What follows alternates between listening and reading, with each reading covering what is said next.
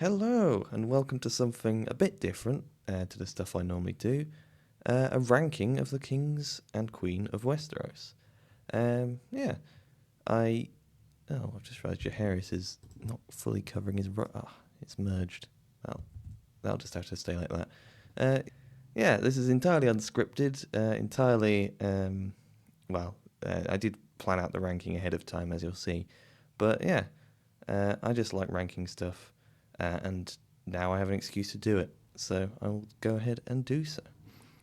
Over here, you'll see I have 1 to 21. That's because we have all of the kings of the Seven Kingdoms listed here nicely in order, including the Free Baratheons, and also Rhaenyra. I'm not including any of the Stannis, Renly, Trystane Truefire, Gaemon Palehair, any of those cretins.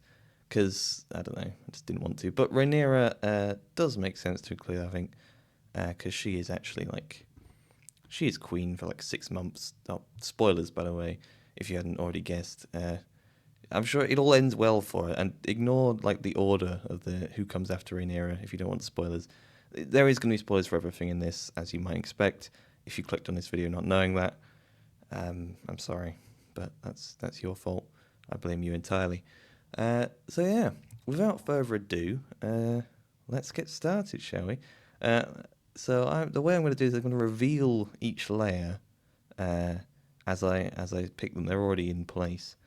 So yeah, where will my mouse go? I don't. Where will my mouse go to start with? Well, it's going to be in 21st place out of 21, the worst king / queen of the Seven Kingdoms is, of course, Aegon IV, the Unworthy.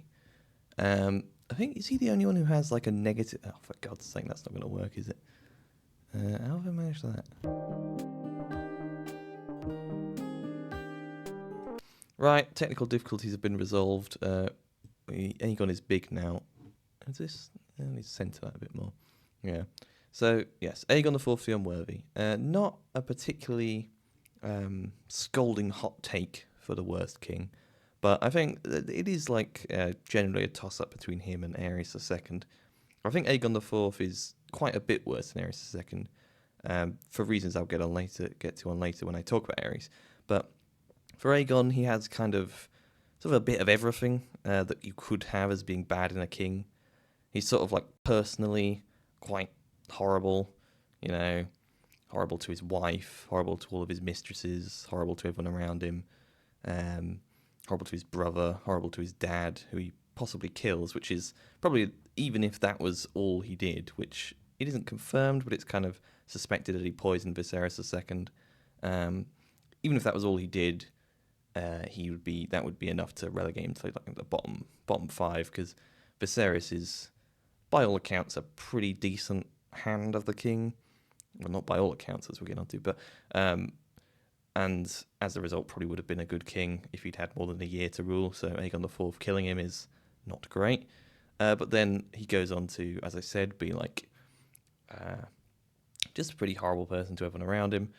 He appoints loads of corrupt people to the council, so that causes loads of problems that it takes Daeron II ages to fix. But then the big thing that everyone talks about with Aegon IV is that he legitimizes all of his bastards, most notably all of his Blackfire bastards. Hence, starting, maybe 80 years of sort of rebellions and loads of deaths, loads of war, loads of problems, instability. I mean, it's quite difficult to be that bad for that long, considering he only ruled for 13 or 14 years or something. The fact that his legacy just stretches out eternally. And when I was rereading A World of Ice and Fire, at least the bits that are relevant for this, there were two lines there were two things that maybe made me think Aegon IV maybe not as bad. There's a line about him, how the small folk kind of thought it was funny, and aha, it's Aegon IV. So I thought, well, maybe then he's not actually impacting them that badly. But I think it's just that everything he does is sort of indirect. And then the other thing is, well, would the Blackfire rebellions have happened anyway, even if he hadn't legitimized all his bastards? And I think the answer to that is possibly, but only because Aegon IV had spent his entire reign like undermining Daeron II and bigging up Daemon Blackfire as the true heir, like giving him the sword Blackfire and all of that.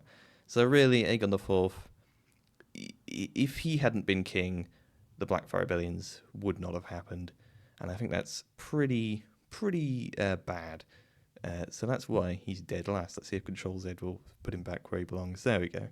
So I've talked for ages about him. Who is in number 20? Well, it's always a toss-up, isn't it, between Aegon IV and Aerys II for who is worst and then second worst.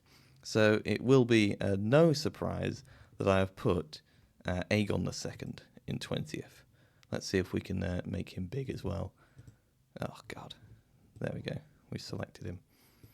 Yeah, Aegon II. He only rules for about 2 years, so there's not a huge amount he can do in that time. But during that time, he does start a massive civil war that gets loads and loads of people killed. And you could argue that it's not really his fault. Like Alicent Hightower, Otto Hightower, Criston Cole, Aemond Targaryen, all of those people are like pushing him to do it. And you could say, if you believe Eustace, Septon Eustace, that he's even doesn't really want to do it. But I think I don't really believe Septon Eustace, to be honest. I used to like Aegon II a bit more because I kind of just read Septon Eustace and thought that would be kind of interesting. The idea of like someone being forced to go to war because they think they have to makes it slightly more interesting than just being like evil. But he is just kind of evil. And you know, Aegon II only around for 2 years, but when he's king before the dance, which, by the way, massive spoilers for House of the Dragon, as I said at the start, but before the dance, before it like really properly kicks off, he's bad.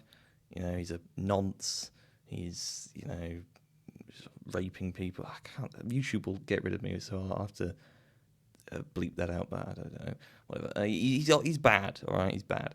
When you get into the dance proper, he's like all in on burning everyone, killing everyone, you know, who doesn't support him. He does offer terms to Rhaenyra, but once they're ejected, it's just all-out war. There's a couple of things of Aegon II where, like, you kind of sympathise with him a tiny bit. Or at least you see that he's, like, not a cut. Well, he's cartoonish, but I guess it's just things that you wouldn't necessarily expect him to do, like, I don't know, actually going to fight on Dragonback himself and like risking his life, or when he knights Trystane Truefire before he kills him, or where he decides the second time round, right at the end, not to take Milk of the Poppy because it wrecked him last time. So he does a couple of things which, like, if Ned Stark did them, if Ned Stark did any of those three things, you'd be like, oh yeah, good old Ned Stark. Of course he'd do those things. So in that sense, he's not necessarily the worst person on this list, and there are worse people who are above him.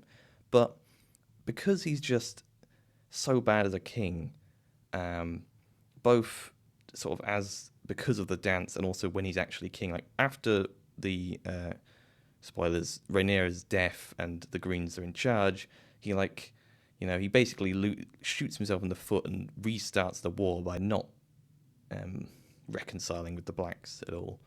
And I think one of the things that makes him worse than Aerys II is that he probably burns more people than Aerys II. Not just in terms of like starting the Dance of the Dragons, which ends with more people being burned, but he burns like 250 of the Shepherds people, like personally. He has his torch and he burns them.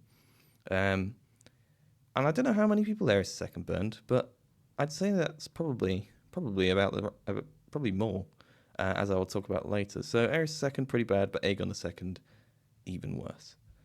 Let's see if I can. Yeah, that worked. So in 19th place, surely we must be on to Aerys II now. Surely he's right there. You can see I've labelled him the Mad King. You can see I've labelled him the Mad King. That's oh god, I don't need to pick up the background layer. So is it Aerys? Is it Aerys in 19th? Is he The third worst? No, I don't think he is. I think Maegor the Cruel is. Let's get on. Oh God, what have I done?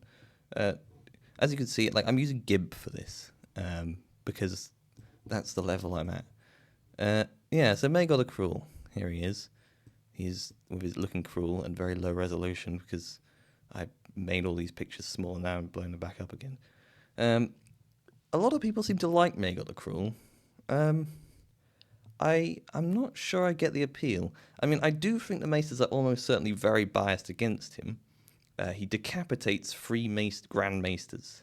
Like, literally the same thing every time. You'd think they would realise and stop provoking him when he has a sword, but no, they don't. The third guy, I mean, yeah. But, and so in a sense you think, well, how much of this in Fire and Blood is true? How did he even decapitate those three Grand Maesters? Like a classic thing in history is like if the same thing suspiciously keeps happening, then it might be like a literary motif or something rather than an actual historical event. But it also might be an actual historical event. Maybe Maegor just likes beheading people. But assuming that Fire and Blood is at the very least like kind of accurate, Maegor the Cruel is an absolutely awful king. Like, he's only king for about 6 years, but he causes so many problems. I mean, people credit him with doing, I mean, one major thing, I think, which is disbanding the Faith Militant. Which I would say would only, he doesn't even solve that problem, okay? The Faith Militant is still a thing when Jaehaerys comes to power. It has been officially outlawed, and Maegor has... Why is the plane... There's never usually this many planes. And the Faith Militant has officially been outlawed, and Maegor has gone around, killed a bunch of people. He's set up in Old Town. He's tried to impose his will. He's going into the hinterlands and burning everyone. But they're still there. I mean, it's a religious fundamentalist insurrection. You can't just kill everyone. I mean, you could try, but it's not going to work. Jaehaerys ends up ending it basically just by not being either a bigamist or an incestuous cretin, which he then eventually shoots himself on the foot on. But yeah, Maegor could have at any time solved his problems just by not marrying multiple people. But he didn't. He chose to solve them by trying to kill everyone, which didn't even really work. So, and that's the one thing that everyone says, look, Maegor the Cruel, you can say what you like about him, but, he did disarm the Faith Militant. It's like, that wouldn't have been a problem if not for Maegor the Cruel. Now, yeah, it might have been because Aenys married his two children together, but Maegor did it first, and so he was the problem. I think the other good thing that Maegor does is probably he puts down the rebellions in Aenys' reign when he's it might be when he's Hound. And I suppose I give Maegor a little bit of credit for not just instantly starting a civil war as soon as Aegon I died. I don't know why he didn't, to be honest. But we'll talk about that a bit later when we talk about Aenys, which won't be that much later. But yeah, Maegor the Cruel. So even his good things aren't that good, and the bad things he does are pretty bad. Like, I don't know, torturing loads of people to death, torturing his wives to death, torturing Viserys to death, his nephew, killing his other nephew Aegon, killing loads of people, burning loads of people, burning even more people, burning even more people. I mean, and all of it just so that he can have multiple wives, which most of whom he kills anyway. And then at the end, when Jaehaerys rocks up, everyone immediately abandons him because of course they do. And yeah, he's trying to. He wants to continue the war, just like Aegon II wanted to continue the war. Maegor the Cruel wanted to continue the war until he mysteriously died, which is mysterious. So I'll try not to rank the kings on things they wanted to do but failed to do. But if I did rank him on that, he'd be even worse. Yeah, I mean, I feel like there's more. You could just read the entirety of the Fire and Blood section on Maegor the Cruel and just go through it line by line and see all the people who are being horrifically tortured, and not really for any good purpose. Because if Maegor had just said, had just decided to back Aegon the Uncrowned, things would probably have gone a bit better, and there was no real point in Maegor being king. Like he just wants to be king. I don't know. I don't know why people like him. I don't like him. If you do like him, I guess that's fine. Everyone has their own opinion.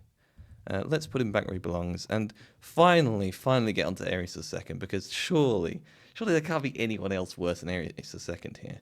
Except I think there might be one more. Good old Joffrey. I remember to select it this time. Joffrey, again, like Aegon II, he only rules for a couple of years, so, how much bad can he really do? And with Joffrey, the answer is not actually that much. There's only really one major act that he actively does that sort of causes problems, which is beheading Ned Stark. If he hadn't done that, then they would have sent Ned to the wall, Robb would have stood down, Stannis would still have rebelled, Renly would still have rebelled. Balon, considering that,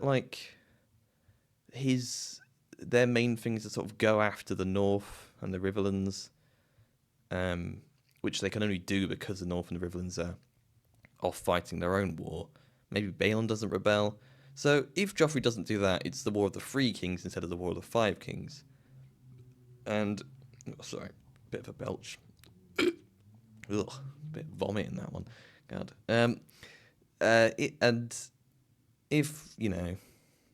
So Joffrey shoots himself in both feet right off the bat as pretty much his first act as king. But from then on, I suppose he doesn't really do anything that bad. I mean, he's obviously a horrible person and he would be a really bad king if he actually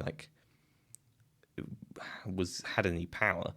And whenever he has power, he uses it to shoot the small folk with a crossbow and stuff like that. But in terms of actual things that he does, he's not actually that bad. But the trouble is that he does absolutely nothing good. He has decent advisors. He has Tywin as hand and Tyrion, and they're okay, I guess. They each have their problems. But overall, I can't rank him any higher because he does nothing good. He had no potential to ever do anything good. Everyone agrees that his younger brother, who's 8, would be a better king than him. I mean, it's difficult to be a worse king than an 8-year-old, but Joffrey manages it. I mean, he's only 13, which is another thing that, what can you really blame him? But at the same time, I don't know. He's awful. Worse than Aerys. Change my mind. Don't. Oh, what on earth? How many times did I resize him? God. So now finally we do get onto Aerys II in 17th place. There he is, in all his glory. Is that the right one? No, that's the fuzzy select tool. For some reason I've got it in my mind that that's... Oh, for God's sake, I did it again. I remembered last time. Why is he not... I don't know. Here we are. Aerys II, the Mad King, shouting angrily. Yeah, he's pretty bad, isn't he? The thing about Aerys II, though, that you have to remember is he ruled for about... For God's sake, there's cars everywhere. He ruled for about 20 years, maybe? He ruled for a long time. And only for, 5 of those years was he fully off his rocker. And of those, maybe only, a year and a half was he so off his rocker that he was actually, burning people. He only starts burning people in 281, and he's deposed by, I think, 282. So, in that sense, he doesn't really have much time to be bad. And the other thing is, he appoints Tywin as hand, and Tywin as hand, I mean, he's all right. I think he's overrated. But he does manage to mostly keep the realm at peace, which is pretty good. And Aerys II does actually do that. You can credit him, even if it's because he's insane. He does take the choice to appoint Tywin as hand and keep him there, refusing his resignation, stuff like that. Whereas Joffrey doesn't really have any choice in picking Tywin as hand. So I think Aerys II, even though he's probably doing it just for some insane reason of personal vendetta against Tywin, it still results in the realm being slightly better off. And the other thing is, Aerys II didn't really cause the war that, Robert's Rebellion, that was Rhaegar. If Rhaegar hadn't kidnapped Lyanna, would there have been a rebellion? I don't know, maybe. And again, there's the whole burning people. I mean, he does burn people. We know some famous examples, but in terms of numbers, I don't know if there are any numbers on how many people he burned. It might have been less than Aegon II. True, he did want to burn the entire city of King's Landing, but as I said before, we're not ranking kings on what they wanted to do, but what they actually did. I think if he had burnt the entirety of King's Landing, he would probably be dead last. But he didn't. So, good job, Aerys II, for raising Jaime to the King's Guard, sort of with great foresight, knowing that he would stop you from burning everything. Good job, Aerys. So those are the five awful kings, I think. You can kind of rearrange them in any order you like, but they kind of have to be the bottom 5. So, number 16, who could it be? It's a bit more up in the air. And I've gone for Rhaenyra. Yeah, I mean, I want to like Rhaenyra more. I haven't seen the show still, but I imagine she's. Oh, look, there's loads of bits. She's probably more sympathetic in the show, I imagine, because I know Alicent is more sympathetic, and I know that like they try and make it more of a there's good guys on both sides rather than the books where there's bad guys on both sides. So Rhaenyra is okay as a person, at least to start with. She doesn't seem like especially selfless, but she doesn't seem especially cruel. The trouble is that she does willingly participate in this massive civil war, and of course it is like when Aegon II like gives her terms, right? They're not good terms.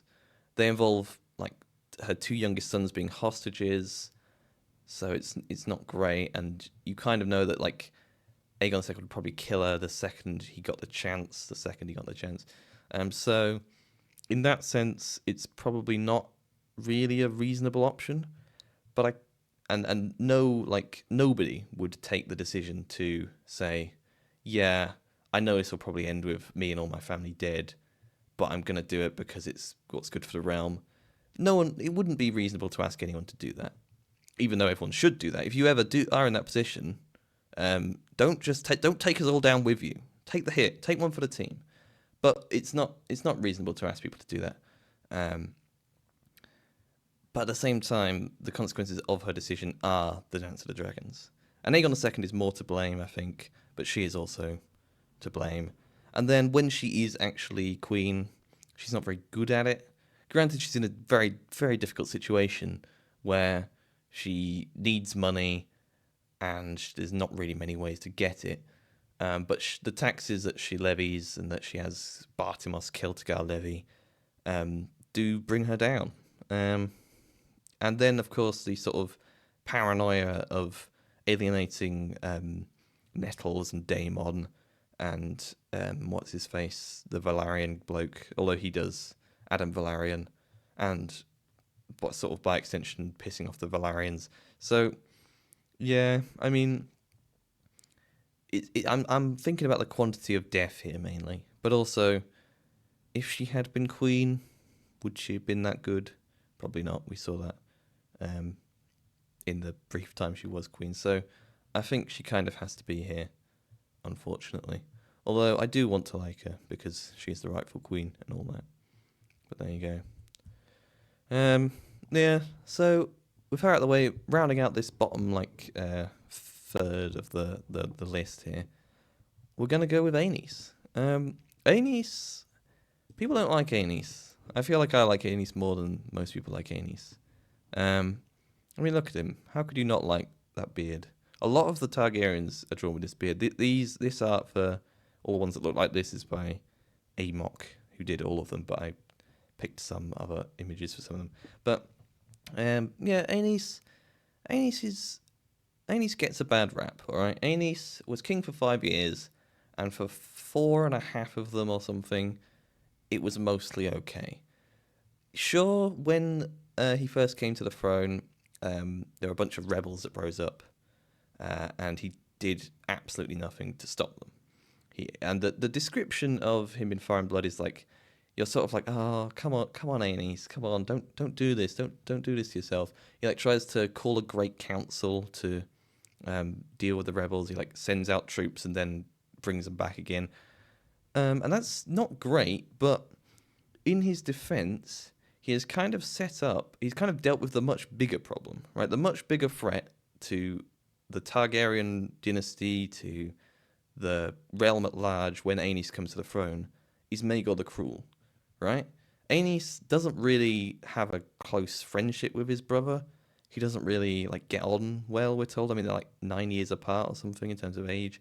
So Aenys is like, and if Maegor the Cruel decides to sort of declare war and press his claim, then it's Balerion, because Maegor claims Balerion like pretty much as soon as Aegon dies, against Aenys and his like clutch of dragons.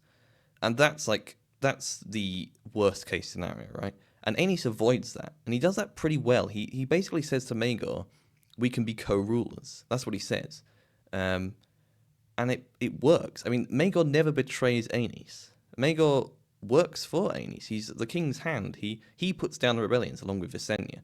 So Aenys knows that he doesn't need to like personally do that. Maegor and Visenya will do it for him. And so I think Aenys, we don't often credit people for the things that they stop from happening, the problems they stop. And Aenys does avoid an all-out civil war. Admittedly, he then makes the unforced error of marrying his two children together. But in his defense, there's a line in Fire and Blood that's like, no one sort of expected that to be a problem because it wasn't a problem for Aegon. And yeah, maybe you should have expected it to be a problem because the Faith were pretty pissed off about Maegor, like having multiple wives. But you know, I guess Aenys thought that was a different thing, a different kettle of fish. But I think, you know, I feel like the other thing with Aenys is I feel like if I was a Targaryen king, I would be like Aenys. So I have a soft spot for him. Hold on, that's an idea, like a personality quiz. You know, those BuzzFeed personality quizzes back when BuzzFeed was a thing. Which Targaryen king are you? I would be Aenys, and that's why I've ranked him probably higher than he deserves in 15th. God, this is taking forever. How long have I been going? I've no idea. This is going to be a really long video. In 14th place, though, can I remember? See, I have to try and remember what order I've got them in. It's going to look stupid if I get them wrong. Okay, I think I remember. In 14th place, we have maybe a controversial one, but probably not. I mean, I think everyone kind of is on the same page at this point. Daeron the First. Oh, yeah, there he is. Daeron the First. What's his name? The young dragon or something like that. There he is. Yeah, I mean, so Daeron the First, he's not evil by any stretch of the imagination, nor was Aenys, though, nor really was Rhaenyra. Daeron the First is just he's a good king by the standards of the time, a bad king by my standards, because the standards of the time are sort of like, you know, conquest is good in and of itself, right? And Daeron the First, his big thing, as soon as he comes to the throne, aged 14, he says, "Yep, we're going to go and conquer Dorne. Aegon the First failed, I'm going to do it."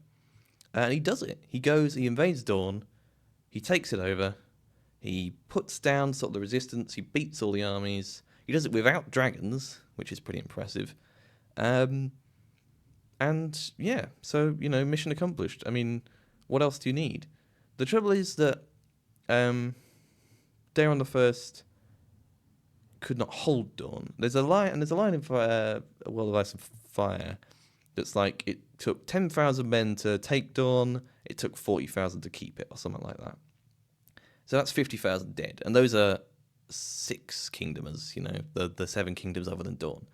I don't know how many Dornish died, and so that's, you know, 50,000 dead on his side, tens and tens of thousands probably on the other side, and bearing in mind that, considering all of these kings claim to be kings of the 7 kingdoms, so really they should care about what happens to Dornish citizens as well, because they are, by their own standards, their citizens, their subjects. So that's a lot of people dead. And what does you get out of it, Daeron? Absolutely nothing, because as soon as they capture Dawn.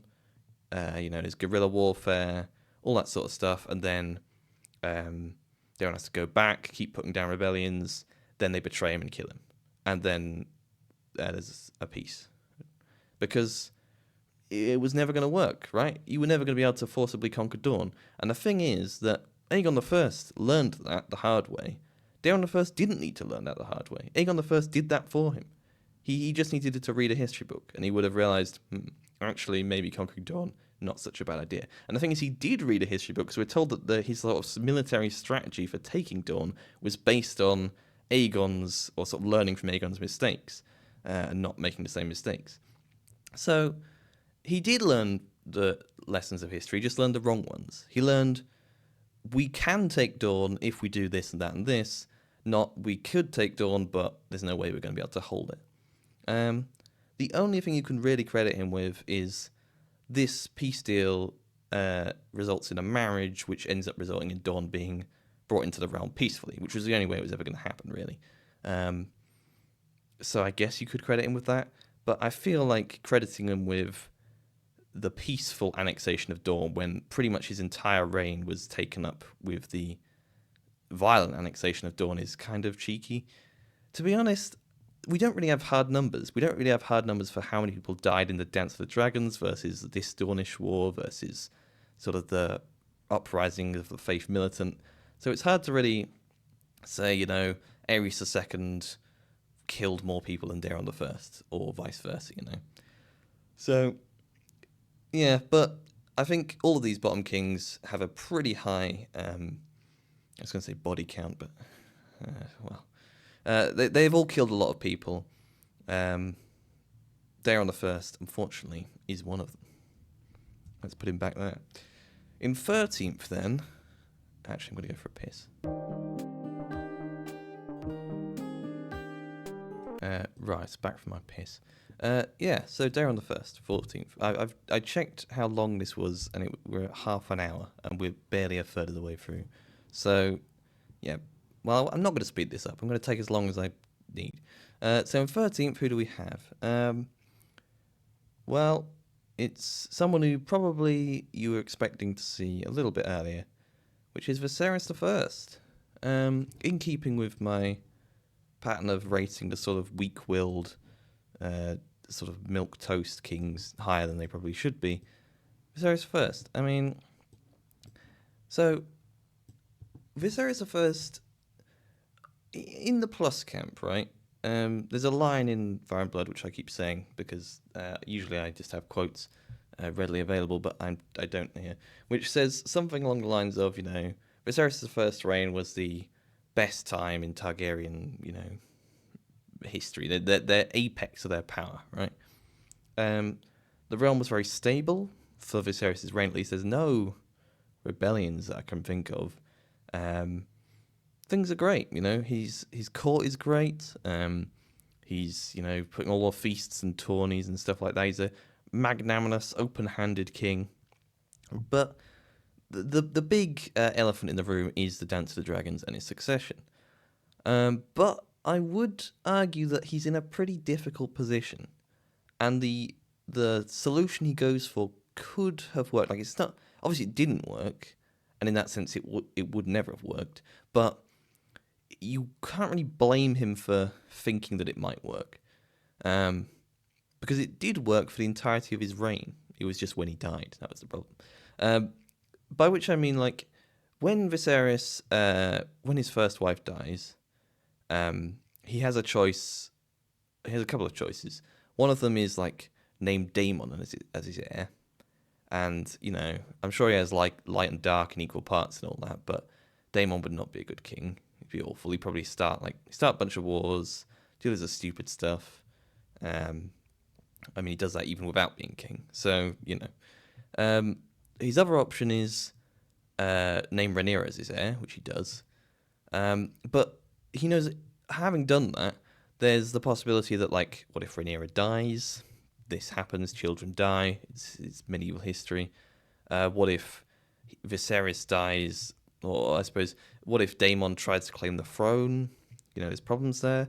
So he needs backup heirs. and he then creates those backup heirs. And then I guess he's faced with a tricky decision of whether to switch to Aegon II or stick with Rhaenyra. And you can look there, look where Aegon II is on this list. He would be an awful king, even if there hadn't been a Dance of the Dragons. Viserys doesn't know that, but you can kind of see whatever his decision there, the outcome would have been bad. Either Aegon II becomes king and is bad, or ever Dance of the Dragons, which is bad. There is a couple of possibly better solutions, like marrying Aegon II to Rhaenyra could have worked, stuff like that. But Viserys' option, his choice, which is to try and make everyone be friends, and he really, really tries to do that. He's constantly forcing people to literally kiss and make up. He's cracking down on free speech. He's telling people not to call Rhaenyra's kids Strongs and stuff like that. And I think Viserys he failed ultimately, but I think a Dance of the Dragons was probably inevitable at some point, because you have lots and lots of different people with dragons who don't really have any connection with each other. I mean, there was a Dance of the Dragons, very brief one, between Aegon the Uncrowned and Maegor. I mean, it was gonna, as long as dragons kept piling up, there was eventually going to be a Dance of the Dragons. Viserys did everything he could to try and stop it from happening. He did fail, but I don't know how much he can be blamed for that, basically. And that's why he's 13th. Still, he's a pretty awful king, which is why he's... I mean, Daeron the First is there below him because he killed 50,000 people deliberately. That was the plan. Viserys is above him because at least he didn't want it to happen. 12th. Who have I got 12th? I almost forget. Oh, yeah. Tommen. I mean, it's pretty bad. All of these kings are worse than an 8-year-old child who does absolutely nothing. I mean, there's really not much to talk about with Tommen, which is good, because otherwise this video would be even longer than it already is. I'll make him big anyway. Look at him looking sad. Yeah, he's Tommen. He's better than his brother. He is basically a blank slate. He has no power. The only real thing in his favour is that he seems like a nice kid. He's not a psychopath. He's quite He's nice. He's a nice king, probably, if he lives. I really don't want Tommen to die. I'm hoping that because prophecies are all rubbish in this thing, and they're always silly and have multiple meanings. All the prophecy says is that he will have a golden shroud. Well, that says to me he's going to die. But everyone dies at some point. Maybe he'll have a golden shroud when he's 90. That's what I'm hoping. I hope so. Come on, Tommen. How many times did I move you? Go back where you belong. 11th place. Is this dead in the middle? Yeah, dead in the middle, absolute middle of the road, and it's very fitting because it's Aerys the First. Better than Tommen because, I don't know, he's a man and not a child. But the thing about Aerys the First, right, is whereas with Tommen we know he's sort of a nothing king because we've seen it. Aerys the First, we just don't know anything about him, really. We've had 2 stories, I think. The second 2 Duncan Eggs short stories are set in the reign of Aerys the First, but he's not in them. Bloodraven's in one of them, and we have the bit from A World of Ice and Fire. And I think the thing about Aerys... Oh, God, it's going to take so many control Zs. The thing about Aerys the First is that he is sort of he's quite bookish. He's sort of into the arcane stuff. He's into astrology, which would normally be a rank down, but in this world it might actually be real. So maybe not. Oh God, another control Z. So in that sense, you maybe think that it's not so much that he's a puppet of Bloodraven. Maybe he's working with Bloodraven. Maybe he's a magical friend of Bloodraven, like a squirrel or something. But so in that sense, maybe he has more control than he lets on, or I suppose than he's written down in the history books. Maybe the bad thing is that his heir for a chunk of his reign is Prince Rhaegal, who is not. I can't remember what the term the things used for him, but he wouldn't be a good king. He's sort of he's like slow, I guess. He's simple-minded. It was one of those terms that it uses. And Aerys, I don't think, makes any effort to like name someone else as his heir, like Maekar, until Rhaegal dies. I mean, it might do. It might just not have been mentioned, but I'm pretty sure the implication in one of the Duncan Egg books is that Rhaegal is the heir. So yeah, I mean that's really that's all I have to say about Aerys the First. Back you go. Maybe this won't take us long, or maybe it will, because who is in the 10th place? This is one where I actually can't quite remember who I've got. Oh yes, Baelor the Blessed. Baelor the Blessed. Oh, what did I just do? Baelor the Blessed. Right. He's a difficult one, because look at him with his flower crown and his finger that's still there on his hair. So Baelor the Blessed is at once a really good king and a really bad king. He's really good because he makes peace with Dawn in possibly the most badass way you could make peace, by walking to Dawn, walking like through a nest of vipers to save his uncle, is it? Or no, cousin. His cousin Aemon even, the Dragon Knight. So he does all that, and that's great. Good job. Daeron the First killed all those people. Baelor prevents anyone else from dying. He also arranges the marriage that eventually leads to Dawn being brought into the realm. All good stuff. He's very nice to the poor. He feeds everyone in King's Landing like a loaf of bread every day for a year. At one point, sorry, bit late. Bit belchy as well. And so, in that sense, he's a really good king, right? Really good. Except, this is the trouble with sort of the religion stuff. It makes him do all these good things, but also makes him do loads of mental things, like sort of destabilizing the realm, doing silly things like trying to ban all the prostitutes from King's Landing, appointing like a child as a High Septon, like locking his sisters up in a vault somewhere. Lots of silly things. I mean, getting himself killed probably by fasting too much. All that sort of stuff. And again, we're not judging these kings on what they would have done, but he would have possibly gone to war with the North and the Islands. So, take that into account. And then there's just the fact that he's a religious fundamentalist who burns lots of books. And I mean, I don't know. I'm not a theocrat. I don't like theocracies, and he seems like one of those. I don't really like monarchies either. But some of these kings, I mean, even the mad ones, at least they're, I don't know. At least they don't have sort of a church behind them, an organised religion. Whereas Baelor does, which makes him more dangerous in my mind. So yeah, that's why he's only 10th. Or why he's as high as 10th, because of all of the good things he does. So yeah, hard one to rank, there he is. In 9th place then, gotta speed this up, God. We don't have many people left. And the one who I've put in 9th is big old Bobby B, Robert Baratheon. I wish I could put him higher. The trouble is, like Aerys II, he does one good thing. I mean, they are quite similar in a lot of ways. Bobby B, he's hiding behind Aerys. How has that happened? Oh no, I think that's just what's going to happen from now on. So he does one good thing, which is appoint Jon Arryn as hand, and then just does his own thing for like 15 years or however long it is. The difference between him and Aerys, of course, is that his own thing is like just drinking and jousting and hunting and fathering lots of bastards. Whereas Aerys II's thing was like growing his nails really long and refusing to have his hair cut.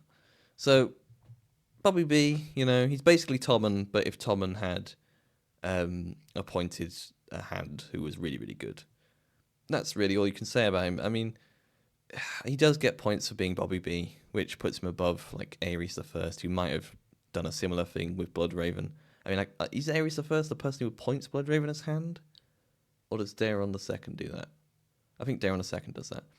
So yeah, Bobby B, in our hearts he's number 1, but in our minds he's number 9, on my mind anyway. Number 8, this is another one who I wish I could rank higher. Aegon III, the Unlucky. This is art not by Amok. This is by Jules, I think. that doesn't really narrow it down, but there's probably a lot of people called Jules, but there you go, look, he's crying because he's unlucky. Yeah, Aegon III, like my favourite kings, he's thinking about the small folk. His big thing that he says he wants to, he cancels some kind of feast and gives all the food to the poor when he comes to the throne. He says he wants to have a policy of full bellies and dancing bears. I mean, what more could you want? The only trouble is that, like, I don't know if any of it actually happens. Like, you read his bit of World of Ice and Fire, and it's just like, yeah, he's kind of moping about, because obviously he's traumatized by all the horrible things that happened in the dance. No spoilers. I mean, if you've, for some reason, got this far and you care about spoilers, this isn't going to be the one that does you in. But regardless, like, there's just not much there. It's mostly about, like, how the dragons don't come back, which is either a good thing or a bad thing. I mean, for the realm, dragons, like, a sort of a thing that maintains peace, but not really, because there's still been a lot of wars. So maybe dragons are bad for the realm. I don't know. A bit like nukes, but not exactly like nukes. More like, I don't know, standing armies is the metaphor I think of. Like, the idea is that a standing army prevents rebellions. But regardless, Aegon III, there's just not that much for him, as I've said. So he's got to go in 8th. I'm sorry. In 7th, another king who there isn't that much for, but we do have a little bit more, is Jaehaerys II. Jaehaerys II, oh, for God's sake, I will never not do that. Jaehaerys II doesn't, like I said, barely anything about him. But what we do have is that after his dad died, Aegon V, he goes, puts down the War of the Nine-Penny Kings, not personally, but the fact that he doesn't do it personally is actually a plus, because he probably wouldn't have done as well as the other people, and so he was convinced not to go by some people, I can't remember who. But yeah, and then he patches the realm back together after Summerhall, after the War for the Nine-Penny Kings. The Blackfire rebellions end under his watch. He's just all around, like, sort of a decent king who rules for like a couple of years, like 3 years. But more than Aegon III and Bobby B, like, he actually does stuff, whereas I don't think either of them actually do anything. So in that sense, Jaehaerys II, solid king. Number 6, another one who we know barely anything about. I mean, it's kind of a running theme, isn't it, that the ones who we actually like we don't know that much about. Maekar I. He's one of the few kings who we've actually seen in the text. The others being the Baratheons and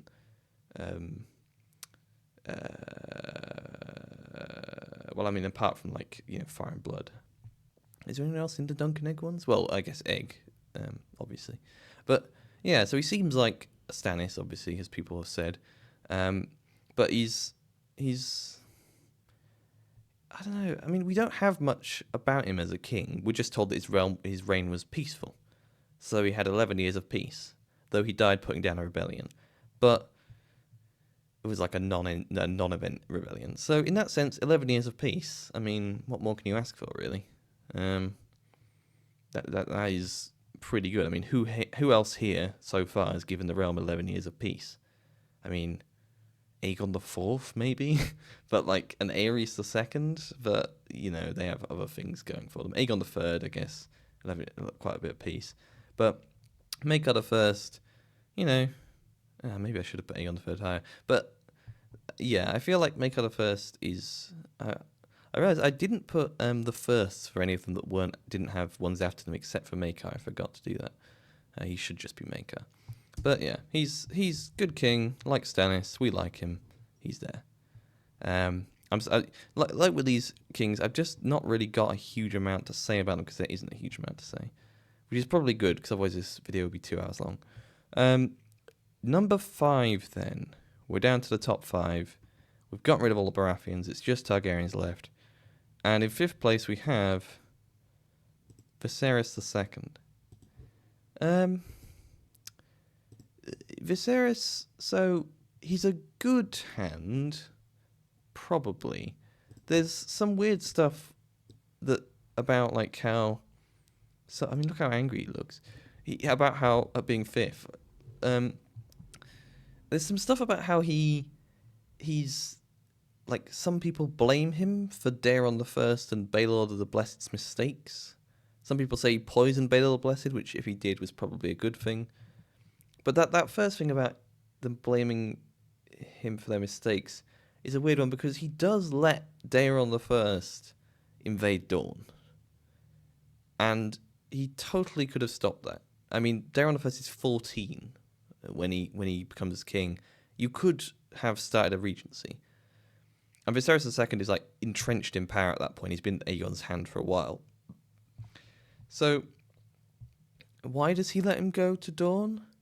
Is it because he wants to be king and he wants Daeron to die and he thinks Daeron will die in Dawn? Is that why he lets Baelor the Blessed walk to Dawn? I mean, yeah, it wouldn't surprise me. The thing is that he is, though, quite a good king. Or not, well, a good hand. Because he holds things together, and I think that's really the best you can say. When you have a succession of three kings who really aren't very good at sort of being there, Aegon III being traumatized, Daeron I being a warmonger, and Baelor the Blessed being like a monk, you kind of need someone with who's going to actually be there and sort out the day-to-day business of ruling, and that is Viserys II. The thing is, he's the only one here who we know a lot about from before he became king, kind of thing, and he did a lot before he became king. All these others were either sort of just sitting around as the heir for a bit, or just came to the throne kind of out of the blue.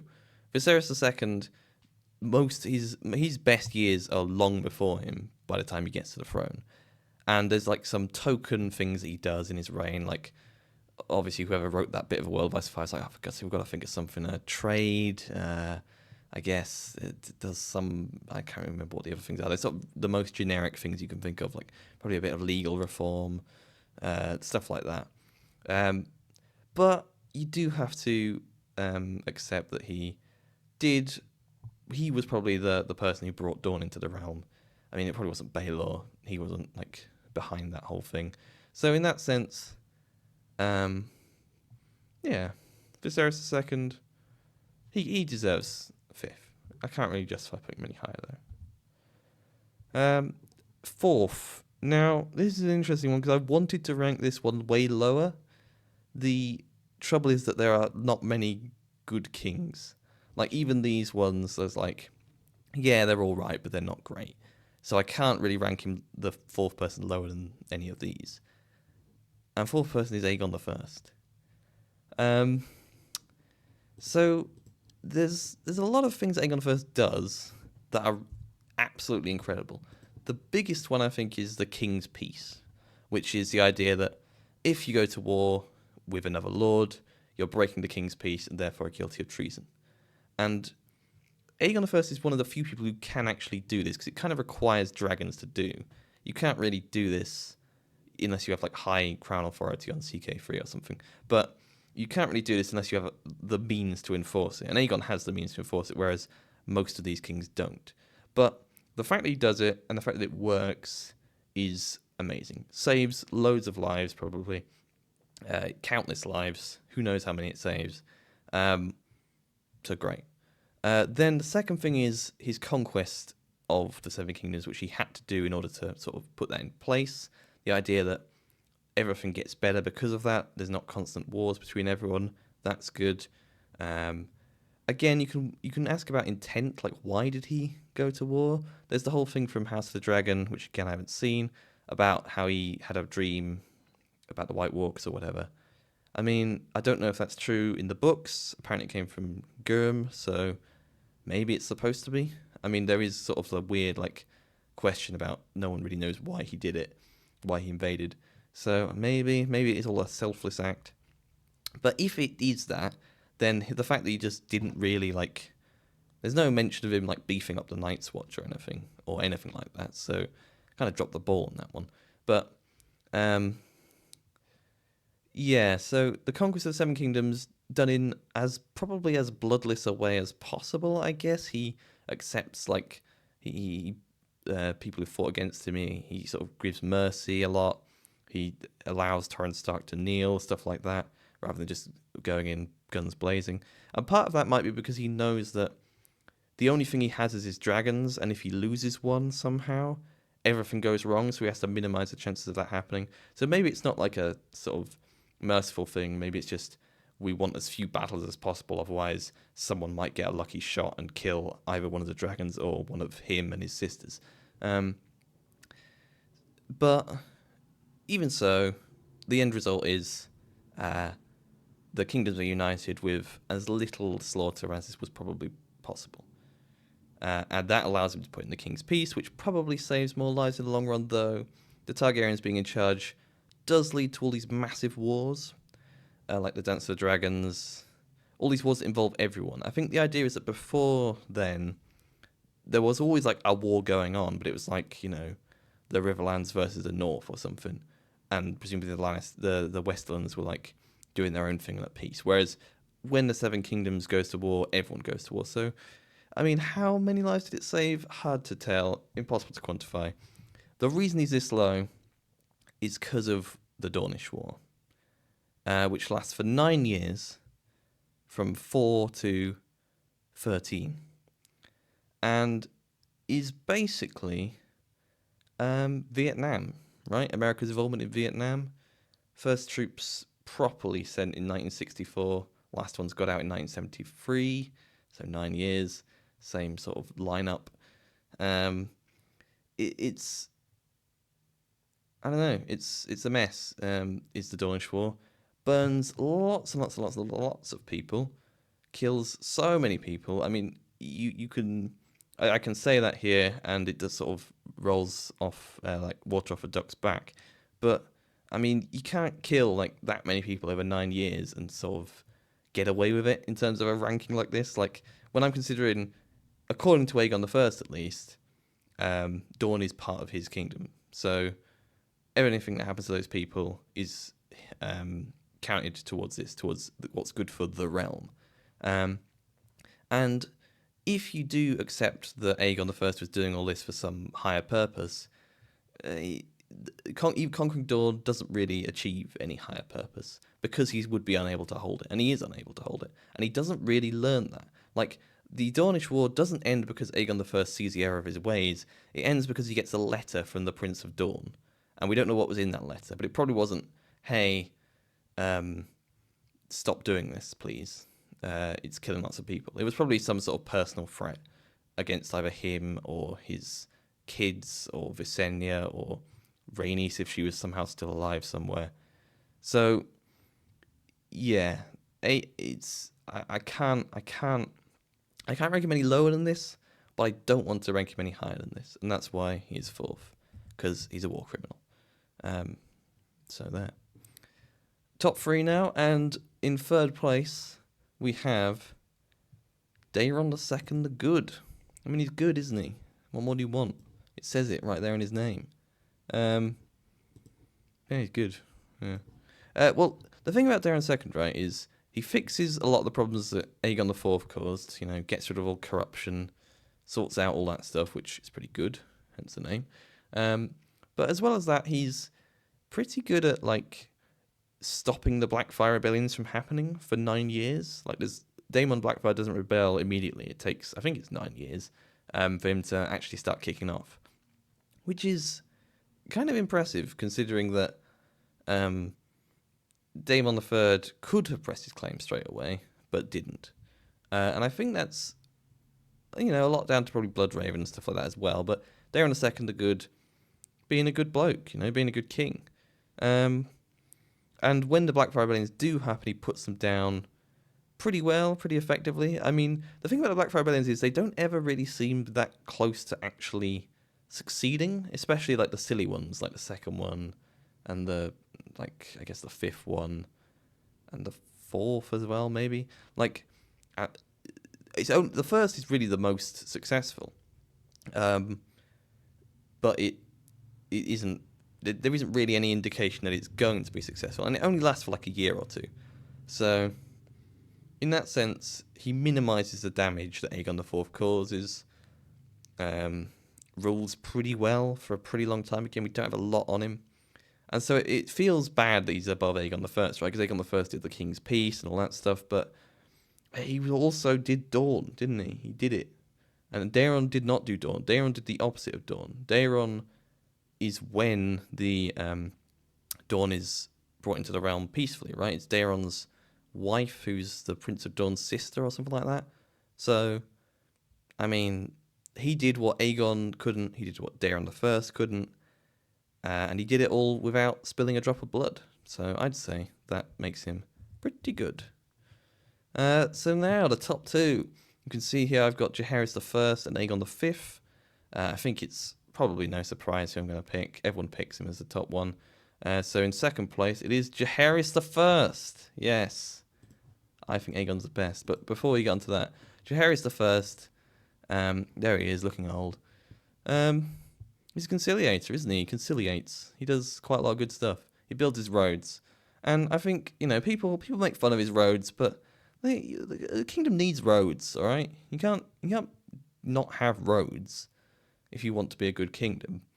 And the other thing he does is lots and lots of peace. He doesn't do any silly wars in Dawn. He doesn't provoke any rebellions. Actually, he does. The first thing he does pretty much is almost start a civil war, and if not for his mum, he probably would have done, by trying to marry his sister, which is, I mean, aside from the whole incest thing, it's like completely pointless. Like, I mean, yeah, sure, love and all that, but this is a kingdom even, Jaehaerys. You can't put your own personal happiness above that of the kingdom. But he does, which is pretty selfish, especially when he knows, like, if you can, like, Maegor the First married multiple wives, Faith gets angry. Aenys the Second, Aenys the First, Aenys the only, marries his kids together, not to him. Faith gets angry. Jaehaerys the First thinks, what'll happen if I marry my sister? Faith gets angry, of course. What a quelle surprise, as the French would say.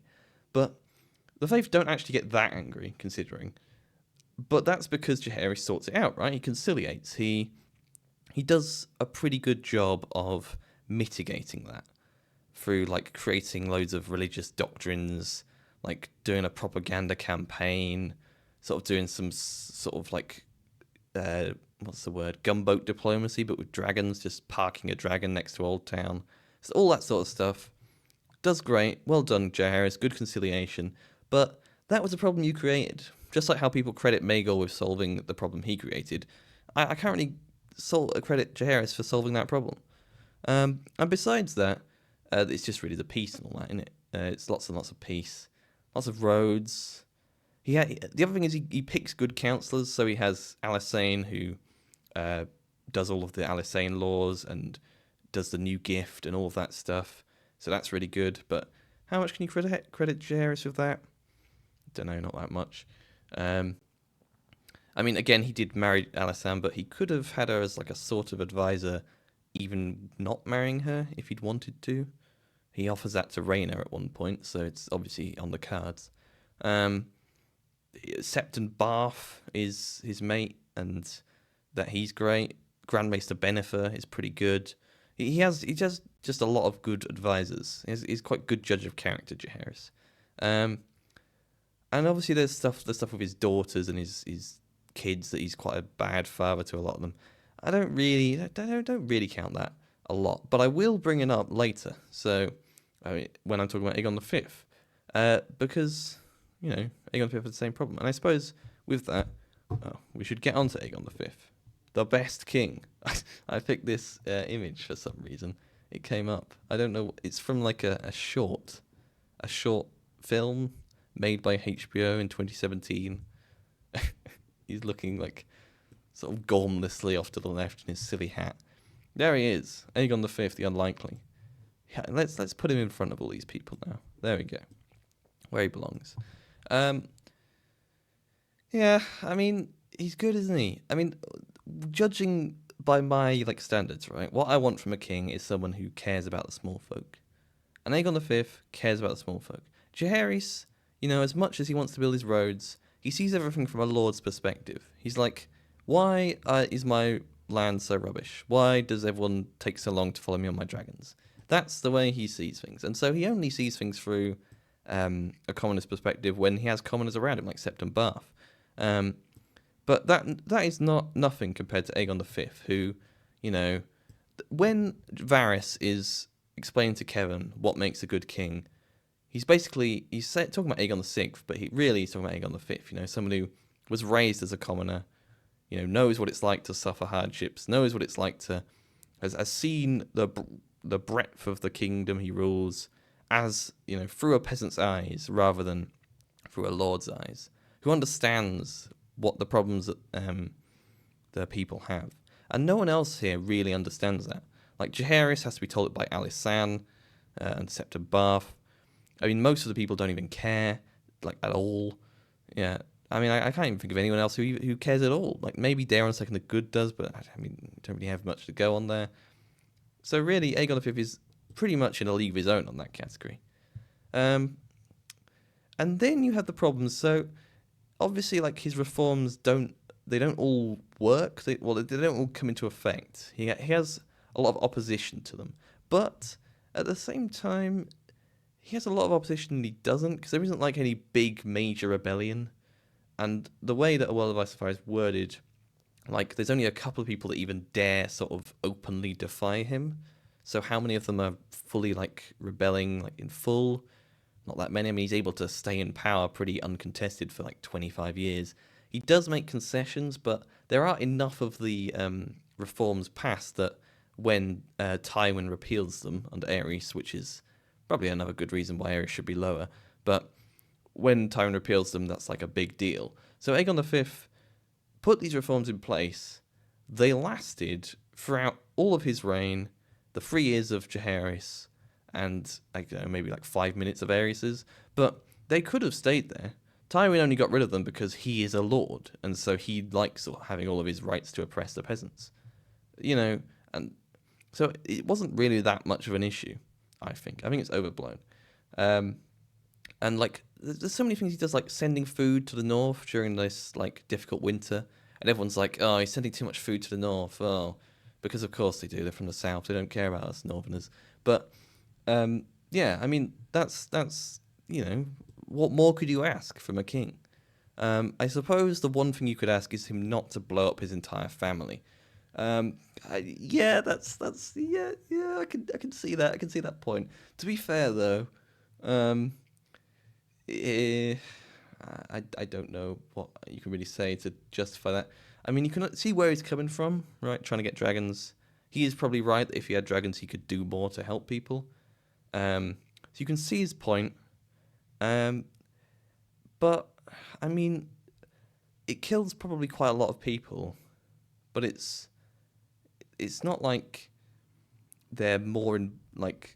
Why should I count the, I don't know, couple of hundred people maybe who died in Summerhall as against, say, the 50,000 who died in Daeron's invasion of, you know, Dorne? Especially since the consequences aren't that bad. Jaehaerys becomes king. He would have become king anyway. If anything, that's probably a good thing that Duncan the Small died, because otherwise that would have been like a sort of succession crisis. Duncan the Small, if he had any kids, what would happen to them? It's like a full-on...